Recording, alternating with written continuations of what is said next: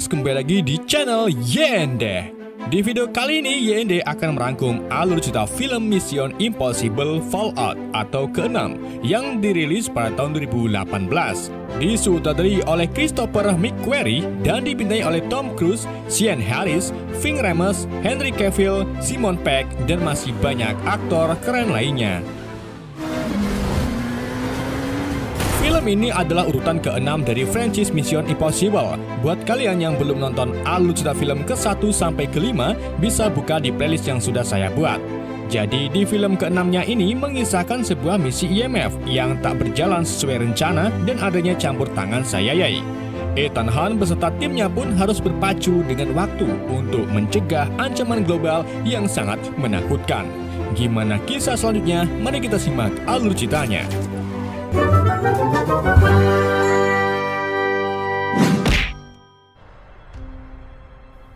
Setelah 2 tahun terjadinya penangkapan Solomon Land di film sebelumnya, kini Ethan Hunt dan Julia Matt terlihat melaksanakan pernikahannya.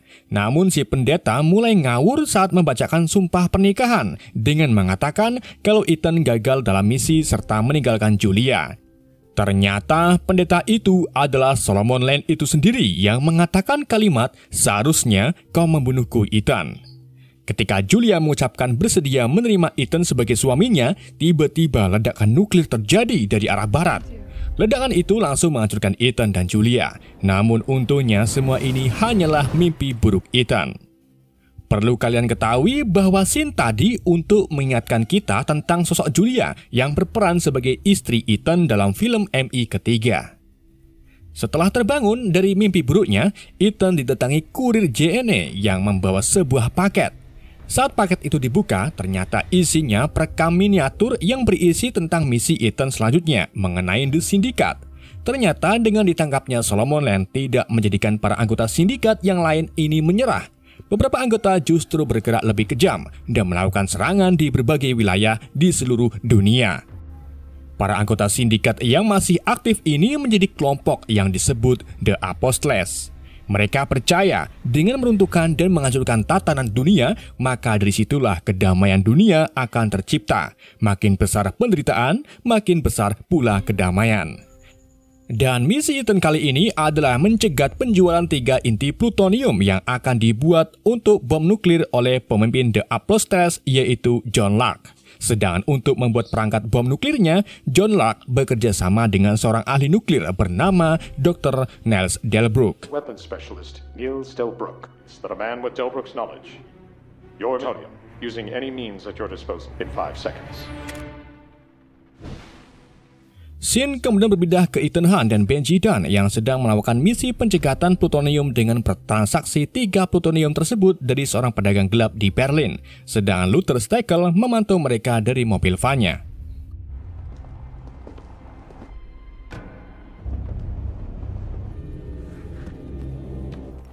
Tapi di tengah transaksi itu, Luther tiba-tiba diserang dan disandra oleh para Apostles. Tak sampai di situ, Apostles juga menyerang dan membunuh si penjual plutonium.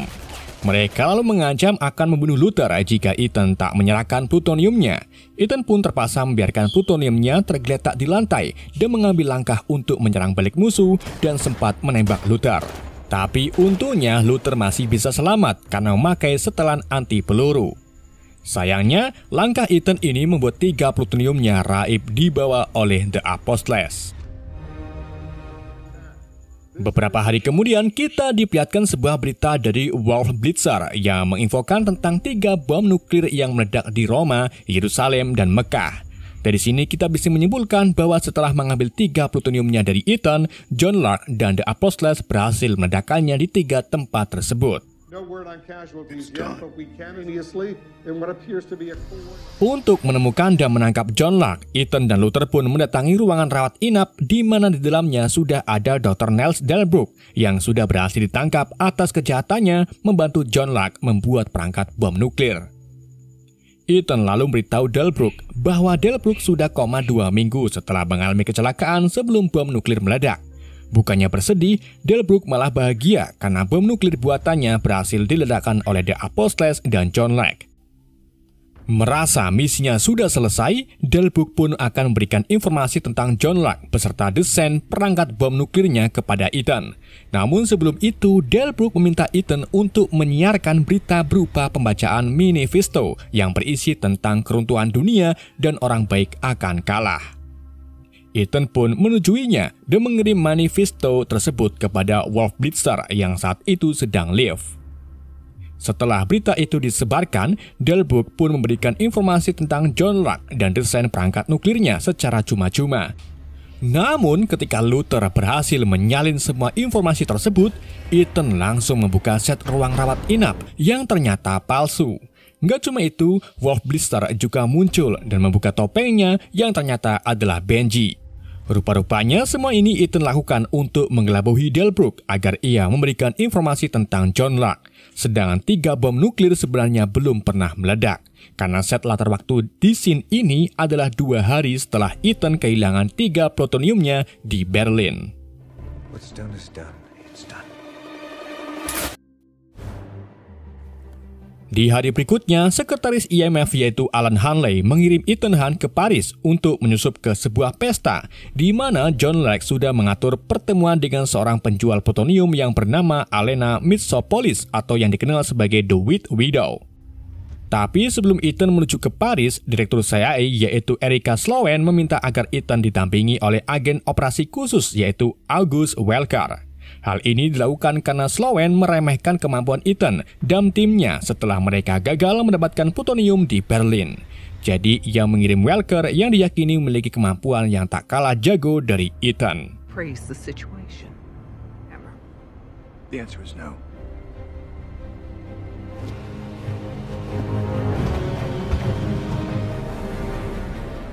Keduanya lalu terbang ke Paris menggunakan pesawat kargo militer dan akan terjun menggunakan parasut agar kemunculan keduanya tidak bisa terdeteksi. Singkat cerita, setibanya di Paris, Ethan mengulur waktu karena adanya badai petir. Namun Welker malah nekat terjun yang pada akhirnya membuat Ethan terpaksa ikut terjun. Ketika Welker menyelam ke awan gelap, ia tersambar petir yang membuatnya pingsan. Ethan pun sebisa mungkin meraih tubuh Welker untuk memperbaiki oksigennya dan mengembangkan parasut Welker. Setelah kembang di udara cukup lama, keduanya pun akhirnya berhasil mendarat di atas gedung dan Welker kembali sadar dari pingsannya.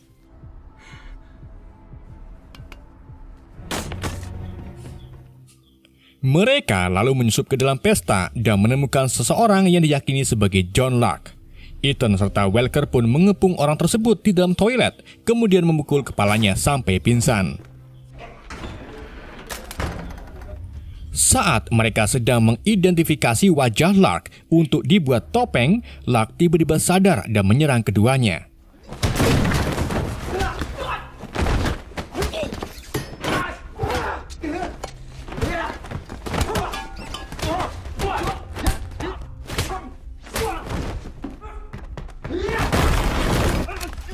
Di detik-detik Luck hampir membunuh Ethan, Ilsa Voss tiba-tiba muncul lalu menembak Luck. Di sini Ethan menemukan bahwa ponsel Luck sudah rusak, jadi kesempatan untuk membuat topeng Ethan gagal. Ilsa lalu mengatakan kalau ia gagal panen lele, jadi ia libur jualan pecel lele dan kembali menjadi agen intelijen yang juga sedang menargetkan John Luck. Dan karena tak ada waktu lagi untuk membuat topeng, Ethan pun terpaksa berpura-pura menjadi John Luck untuk menemui White Widow. Ethan, you're welcome. Started in honor of my mother. There's another side to her. Penyamaran Ethan untungnya berhasil karena Alena memang belum pernah bertemu dengan John Luck. Saat Ethan dan Alena akan keluar dari tempat tersebut, beberapa anggota Apostles tiba-tiba menyerang dan hendak membunuh Ethan.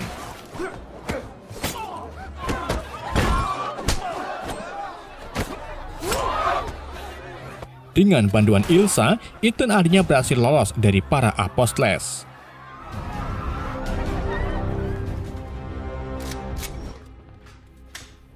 Ethan dan Welker lalu dibawa ke tempat White Widow. Di sana, Ethan yang masih menyamar sebagai John Luck mengungkapkan niatnya untuk membeli 3 plutonium. Namun untuk membayarnya, Widow minta Ethan untuk mengekstraksi Solomon Land dari konvoi yang akan melewati jalanan Paris. Dan untuk meyakinkan Ethan, Widow memberikan 1 plutoniumnya sebagai uang muka. Ugly as they come. His name is Solomon Lane. Ethan tentu saja menerimanya dengan berat hati. Bagaimana tidak, di film sebelumnya Ethan mati-matian untuk menangkap Solomon Land, tapi kini ia malah diminta agar melepaskannya kembali. If you want the plutonium. Alright. Sleep well, everyone. I wanted Lark to lead us to the Setelah pertemuan tersebut, Welker menemui Sloan secara pribadi dan menyerahkan handphone Lark yang masih utuh kepada Sloan. Tapi di sini menjadi hal yang janggal karena sebelumnya kita diperlihatkan kalau handphone John Lark sudah rusak saat mereka berkelahi. Welker juga mengatakan ke Sloan kalau ia menaruh kecurigaan ke Ethan dan meyakinkan Sloan kalau Ethan adalah John Lark yang asli. Intinya, siapapun yang menuntun plutonium menjadi bom nuklir akan disebut sebagai John Lark. Guess he has all the proof you need.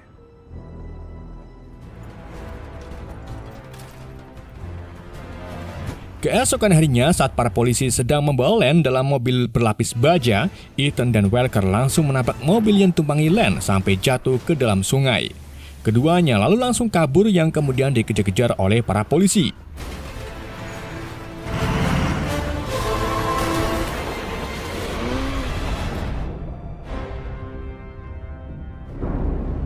Sementara itu, Benji dan Luther diam-diam membantu membebaskan Len sebelum Len tenggelam.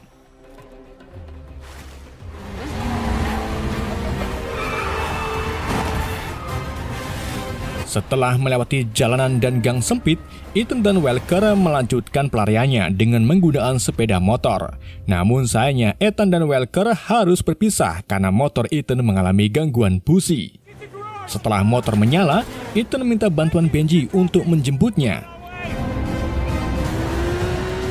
Ethan kemudian melewati jalanan kota untuk membingungkan polisi. Namun Ethan kewalahan karena polisi yang mengejarnya terlalu banyak. Saat Ethan melewati persimpangan, Ethan terjatuh, kemudian melanjutkan pelariannya dengan masuk ke dalam lubang yang di bawahnya sudah ditunggu oleh Benji dan Luther. Welker, Ethan, dan timnya kemudian berkumpul di sebuah garasi dengan membawa Len yang tertutup kantong kresek. Tapi saat mereka membuka pintu garasinya, seorang polwan berdiri tepat di depan mereka. Karena Ethan tidak mau menyakiti polwan itu, Ethan pun memintanya agar pergi secara baik-baik. Namun di waktu yang sama, anak buah Widow muncul dan langsung menembak polwan tersebut. Ethan pun menyelamatkan polwan itu dengan menembak semua anak buah Widow dan membantu si polwan untuk menghubungi bantuan medis. Setelah itu, Ethan dan yang lainnya melanjutkan perjalanannya menggunakan mobil. Namun di tengah jalan, seorang pemotor terlihat berdiri di atas jembatan dan menembak ke arah mereka tanpa aba-aba. Ethan pun menyuruh Luther, Benji, dan Welker untuk turun, sedang dirinya membawa Len sambil mengejar si pemotor.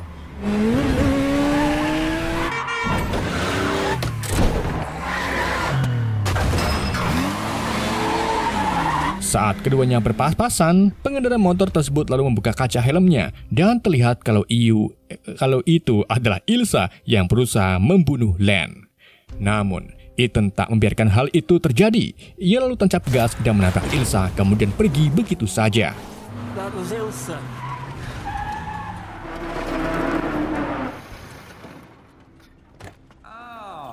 Ethan dan yang lainnya lalu berkumpul kembali di bangunan kosong. Di situ, Luther melepaskan pelacak yang ditanam di leher Len dan memasang pelacak itu ke sebuah drone. Dengan begitu, para polisi akan melacak drone tersebut. Tak hanya itu, Luther juga secara diam-diam memasang sebuah pelacak pada Len yang terhubung di perangkatnya sebagai antisipasi jika ada masalah yang tak terduga. Gak lama kemudian, Ethan menemui Widow atau Alena, di mana Alena menanyakan ke Ethan tentang Ilsa, karena ia melihat Ilsa bersama Ethan di hari pertama mereka bertemu, dan hari ini Ilsa malah ingin menggagalkan tugas mereka dengan mencoba membunuh Len. Alena pun menginstruksikan Ethan agar membawa Len dan Ilsa ke London. He's yours. Saat Ethan hendak kembali menemui timnya, ia diikuti oleh Ilsa. Namun Ethan segera mengetahuinya dan menemui Ilsa di bawah pohon karsem. Ilsa lalu mengungkapkan alasan dirinya ingin membunuh Len, yaitu karena Ilsa ingin membuktikan pada Badan Intelijen Inggris kalau dirinya bukanlah ancaman. Mengingat di film sebelumnya, citra Ilsa buruk karena bekerja untuk Atlee. Ilsa kemudian mengancam akan mengakhiri Ethan jika Ethan menghalangi dirinya lagi. Scene kemudian beralih ke London, di mana Ethan dan lainnya membawa Len ke tempat persembunyian IMF. Di sana, Alan Hanley juga muncul untuk menyampaikan kecurigaan CIA kalau Ethan sebenarnya adalah John Locke yang asli. Dengan beberapa bukti dan informasi yang sudah direkayasa, Hanley meminta Ethan untuk menyerahkan diri dan menghentikan misi. Tapi tentu saja Ethan menyangkal tuduhan itu dan mulai adu mulut dengan Hanley sampai akhirnya Ethan menyuntikkan obat bius hingga membuat Hanley pingsan. Ethan dan yang lainnya kemudian melanjutkan misinya untuk menyerahkan Len ke Alena. Namun pastinya Ethan tidak akan menyerahkan Len yang asli begitu saja. Maka dari itu, ia meminta Benji untuk memakai topeng dan menyamar sebagai Len. Ethan, Luther, dan Benji yang menyamar sebagai Len kemudian pergi untuk menemui Alena. Sedangkan Welker tetap tinggal untuk menjaga Len yang asli. Akan tetapi, baru beberapa menit ditinggal, Welker malah mencoba membebaskan Len, karena ternyata sebenarnya Welker adalah John Locke asli yang selama ini bekerja dengan Len. Ia lalu mencoba untuk membebaskan Len sampai akhirnya terkuak kalau itu bukanlah Len, melainkan Benji yang sedang memakai topeng. Ternyata dari awal, Hanley, Ethan, Benji, dan Luther sengaja membuat drama untuk menipu Welker agar mengakui jati diri yang sebenarnya. Tak hanya itu, pengakuan Welker tadi juga sudah didengar oleh Sloan. Sloan pun langsung mengirim pasukannya untuk membawa Len dan Welker. Tapi ternyata sebagian besar dari pasukan itu sudah bekerjasama dengan Welker dan malah menyerang Ethan serta yang lain. Hingga akhirnya Welker menikam Hanley dengan menggunakan pelatihnya. Bersama dengan itu, Ilsa tiba-tiba muncul dan menembaki anak buah Welker. Beberapa pasukan Welker lalu membawa Len pergi, sedang Welker melarikan diri ke jalanan. Untungnya, sebelum Welker kabur, Luther sempat menanamkan alat pelacak di lehernya. Dengan begitu, ia bisa mengarahkan Ethan saat melakukan pengejaran. Sementara itu, Ilsa ikut bersama Luther dan Benji untuk membantu Ethan mengarahkan arah lari Welker.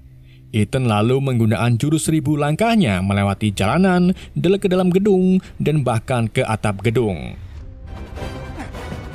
Sampai akhirnya, Welker menuntun Ethan ke sebuah gedung dan menaiki lift di sana.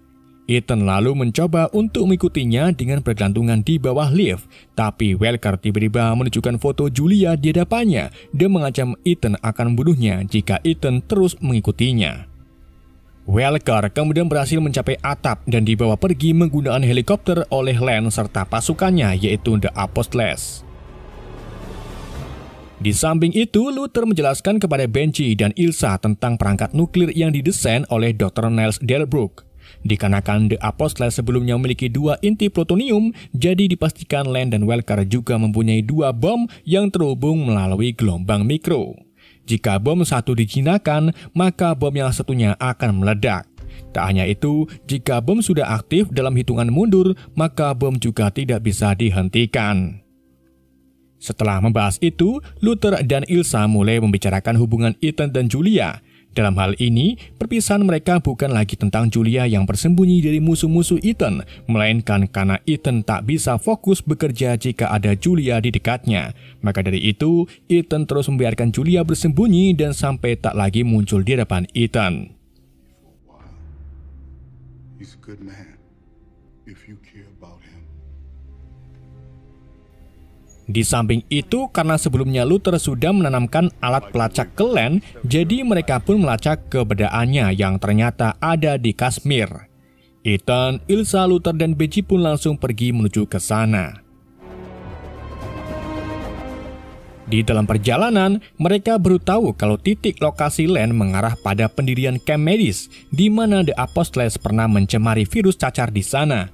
Dan jika kali ini Len akan meledakkan bomnya, maka bom nuklir itu akan mencemari Gloucester yang seketika itu juga akan mencemari pasokan air di seluruh dunia.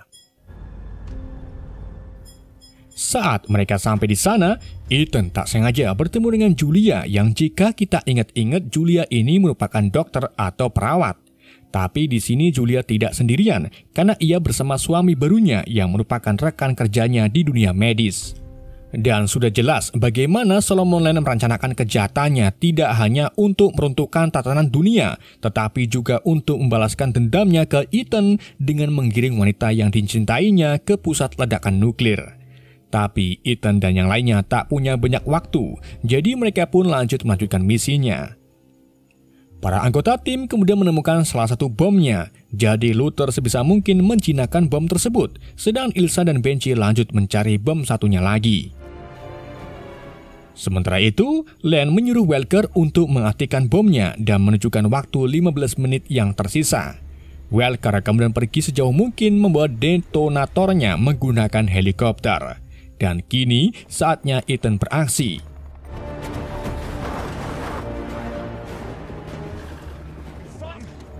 Ia lalu bergelantungan di helikopter lain yang berada di belakang Welker. Sebisa mungkin, Ethan memanjat ke heli dan menjatuhkan dua musuh sampai ke kursi pilot untuk mengambil alih helikopter.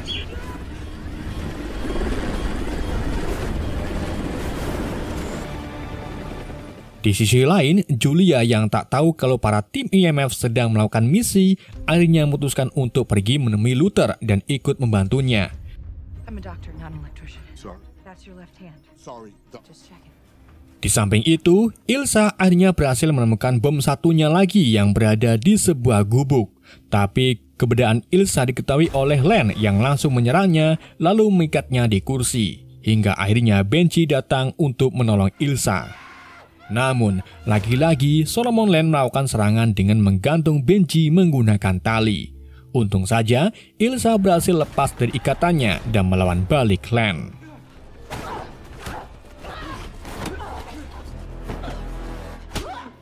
Kemampuan berkelahi Ilsa ini tidak diragukan lagi karena ia berhasil menjatuhkan Len dan membuatnya tak bisa berkutik lagi. What do we got here? We got airspeed. Like get rid of this payload.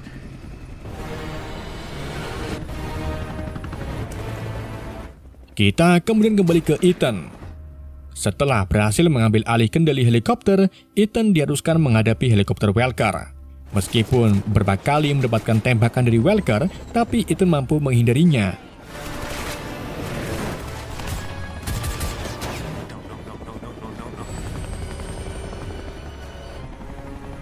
Sampai akhirnya Ethan beberapa kali menabrakkan helikopternya ke helikopter Welker sampai keduanya jatuh ke dalam bebatuan.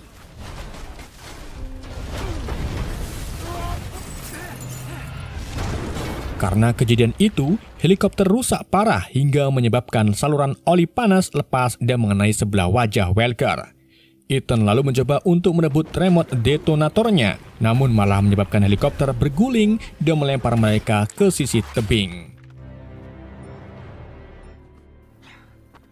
Keduanya kemudian bangkit untuk menghadapi satu sama lain. Perkelahian keduanya terlihat sangat sengit, sampai-sampai keduanya terguling dan hampir jatuh dari tebing. Untung saja mereka masih berpegangan pada tali helikopter.